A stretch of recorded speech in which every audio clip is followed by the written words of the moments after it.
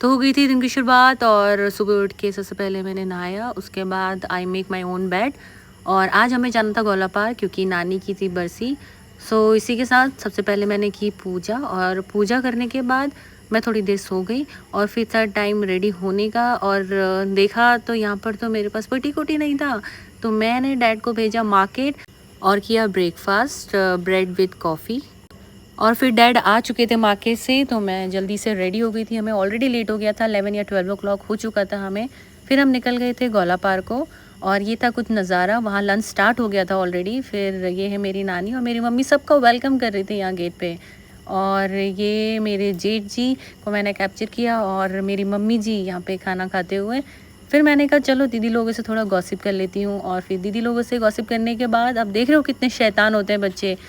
और इसी के साथ बहुत सारी गॉसिप्स की हमने। और इसी के साथ मैं चले गई थी पापा और अपने भाई को ड्रॉप करने के लिए। तो मैंने इनको छोड़ा घर पे, और मुझे मन था कि मैंगो खा लेती हूँ। मैंगो खाने के बाद मैंने बनाई पापा के लिए ये सब्ज़ी। और पापा के लिए सब्ज़ी बनाने के बाद मैं चल दी थी फिर से गौला पार, वो भी तूफ़ानी करते हुए, इन तूफ़ानी रास्तों को पार करते हुए स्कूटी में। फिर से मैं चले गई थी गौला पार क्योंकि दीदी लोग आए थे और ये मौका मैं कैसे छोड़ सकती हूँ। और ये सारे तीतर यहीं पे खड़े हुए थे, और ये देख रहे हो मुझे गोली से उड़ाने को तैयार है। और यहाँ देखो मैंने कैप्चर किए जामुन चोर। जामुन तो इन्हें क्या ही मिले, बट हाँ इस सनफ्लावर के पीछे पड़ गए थे सभी लोग। बहुत अच्छी अच्छी फ़ोटो ली, देखा क्या एक्सप्रेशन चेंज किए यहाँ दी ने। और मैंने भी यहाँ पर थोड़ी बहुत वीडियोग्राफी और फोटोग्राफी की इस फूल के साथ। फिर दीदी लोगों ने कहा कि हम रील बनाते हैं, तो दीदी मम्मी और सब मिलकर रील बनाने लग गए।